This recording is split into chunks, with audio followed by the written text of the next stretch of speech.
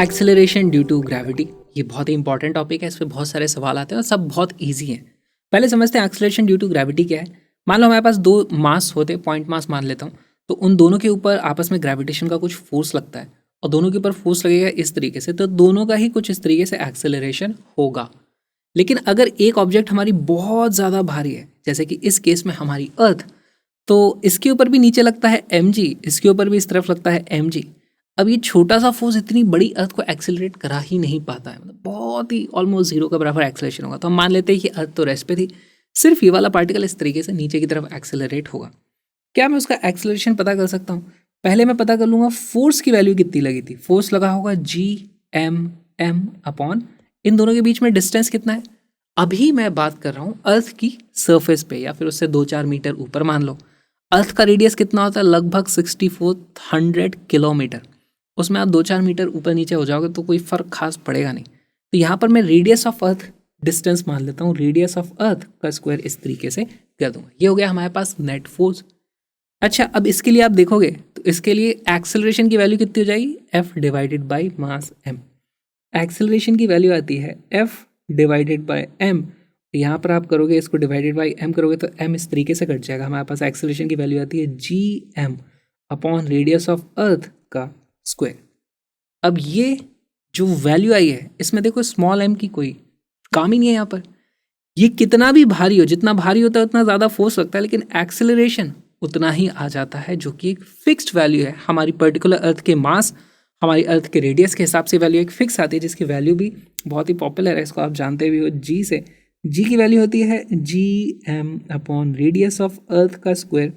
इसकी approximately 9.81 metre per second square value होती है, और इसी को आप approximately 10 metre per second square भी कई बार यूज़ कर लेते। तो ये बहुत ही इंपॉर्टेंट रिजल्ट है जो हम सब जगह यूज़ करते रहते हैं।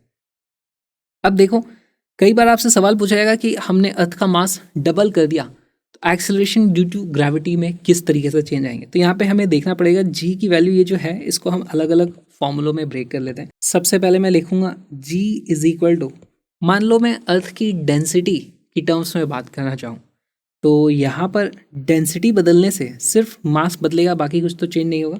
देखो यहाँ पे मैं लिखूंगा जी अपॉन आर ई का स्क्वायर। अर्थ के मास को आप डेंसिटी की टर्म में लिखोगे तो कैसे लिखोगे? Density into volume. अर्थ की डेंसिटी लेट से है रो, और वॉल्यूम कितना है? 4/3 pi R cube. Radius of earth का क्यूब है ये भी।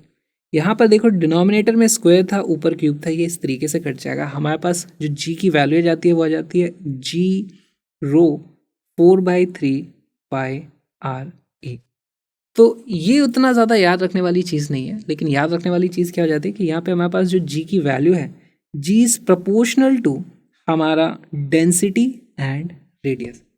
तो क्वेश्चन इस तरीके के आएंगे कि मान लो अर्थ की तरीके एक और प्लैनेट है जहाँ पर डेंसिटी अर्थ से डबल है, रेडियस भी अर्थ से डबल है, तो ऑब्वियसली उसका मास भी बहुत ज़्यादा हो चुका होगा। लेकिन वहाँ पर एक्सेलरेशन ड्यू टू ग्रेविटी आपको पता करना है, तो हमें पता चलता है कि अगर ये भी आप डबल कर दोगे, ये भी डबल कर दोगे, तो एक्सेलरेशन ड्यू टू ग्रेविटी वहाँ पे 4 times the acceleration due to gravity on earth हो जाएगा। तो इस तरीके से आपके पास ये रिलेशन आ जाता है।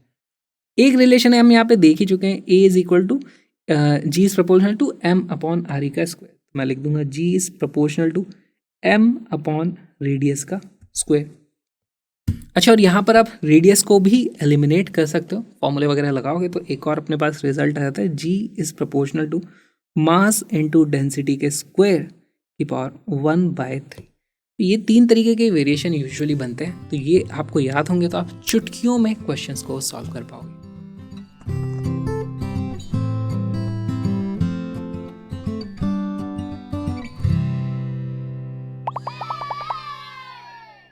At the surface of a certain planet, acceleration due to gravity is 1/4 of that on the Earth. तो वो जो भी planet होगा वहाँ पे जो acceleration due to gravity है उसको लेट से g डैश बोल देते हैं। हमें क्या बताया गया है कि उसकी वैल्यू g डिवाइडेड बाई 4 है। तो अब देखना है कि brass ball is transported on this planet, then which one of the following statement is not correct? तो हमें देख लेते हैं यहाँ पे कौन से ऑप्शंस करेक्ट नहीं है।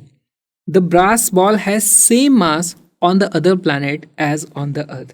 तो देखो मास और वेट के बीच में हमेशा कन्फ्यूजन होता है। मास क्या होता है, mass is equal to M, और हमारे पास जो वेट होता है वो होता है एम जी के बराबर। इस केस में अगर आप प्लैनेट्स बदल रहे हो तो जी की जगह कभी जी डैश हो जाएगा, जी डबल डैश हो जाएगा, अलग अलग प्लैनेट के लिए जी की वैल्यू अलग है, लेकिन मास तो सेम रहता है। तो हमारे पास द मास ऑफ ब्रास है सेम ऑन अदर प्लैनेट, तो ये तो एक्चुअली हमारे पास एक स्टेटमेंट है जो कि ट्रू है। Okay, the mass of the brass ball on this planet is quarter of its mass as measured on the earth. तो मास चेंज नहीं होता है, तो ये वाली वैल्यू हमारे पास फॉल्स आ जाती है, ये गलत आंसर हो गया।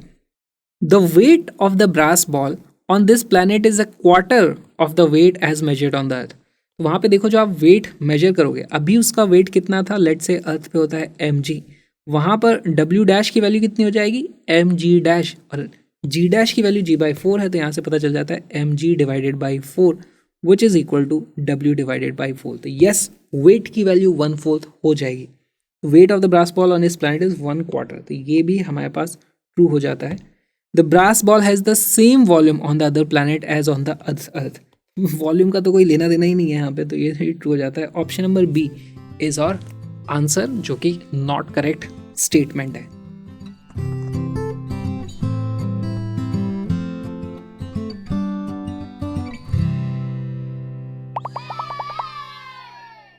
Imagine a new planet having the same density as that of Earth, but it is 3 times bigger. इसका मतलब क्या हो गया, हमारे पास जो रेडियस है उसकी value 3 times radius of earth के बराबर हो गई। If the acceleration due to gravity on the surface of earth is g and that on the surface of the new planet is g dash, तो हमें जी और g dash के बीच में relation निकालना है। हमने ये 3 रेशियोज पहले ही देख लिए थे। आप वीडियो को पॉज करो, क्वेश्चन को भाई सॉल्व कर दो।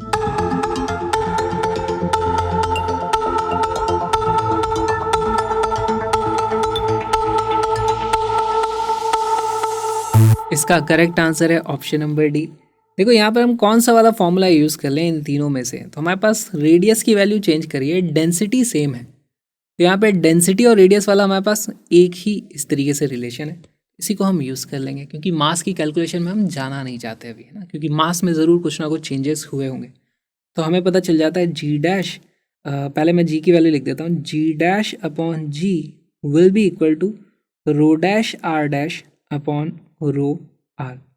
अच्छा, रो तो दोनों जगह सेम है, तो इसकी वैल्यू हो जाती है 1 multiplied by r dash upon r की वैल्यू कितनी हो जाती है, वो हो जाती है 3, क्योंकि 3 गुना बड़ा है तो इसकी वैल्यू हो जाती है 3। जी डैश की वैल्यू हो जाती है 3 times g. Option number D is are correct answer. Gravitation का ये जो छोटा सा वीडियो आपने देखा वो एक्चुअली एक छोटे से सुंदर से क्रैश कोर्स का एक छोटा सा हिस्सा है। कैसा है वो क्रैश कोर्स, ग्राफिकल अच्छे अच्छे सुंदर सुंदर ग्राफिक्स के साथ में पढ़ाई की जाती है। वहाँ पर 40 दिन 2 घंटे की क्लासेस, यानी कि 80 घंटे में कंप्लीट फिजिक्स कवर करी गई है with lots of important question, selected previous year question, ताकि आपको जगह जगह भटकना ना पड़े, सारे के सारे कॉन्सेप्ट और क्विक रिवीजन हो, इसलिए आपको नोट्स भी मिलते हैं। तो नोट्स को भी आप चेकआउट कर सकते हो, लिंक डिस्क्रिप्शन में, डाउनलोड ज़रूर करना। साथ में मेरे व्लॉगिंग चैनल को सब्सक्राइब करो, वहाँ पे भी पता नहीं क्या क्या चल रहा है। हम मिलेंगे क्रैश कोर्स में या फिर व्लॉग में, आपकी मर्जी, वेट कर रहा हूँ आपका, आ जाओ।